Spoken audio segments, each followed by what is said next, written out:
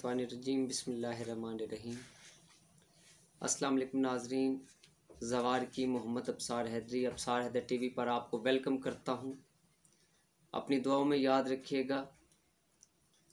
दुआ है खालिक अकबर मोहम्मद वाले मोहम्मद के सदक़े में आपको सदा सलामत ता क़यामत रखें। अक्सर औक़ात दोस्त कहते हैं कि थायराइड या गले के हवाले से अमराज के हल के लिए कोई वजीफ़ा बताएं। तो आप रोज़ाना एक इलायची उसके ऊपर 41 मरतबा नादे अली दम करें और उस इलायची के ऊपर ज़रब का निशान यानी कि क्रॉस का निशान लगाएं आप, और वो इलायची आप मुंह के अंदर रख लें। जितनी देर आप उसको चूस सकते हैं वो चूसें।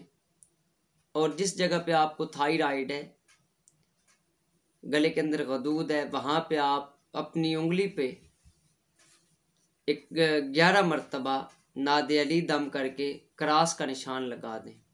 इंशाल्लाह ये अमल आप 41 दिन करें, आपका थायराइड और गले के तमाम अमराज बिल्कुल ठीक हो जाएंगे।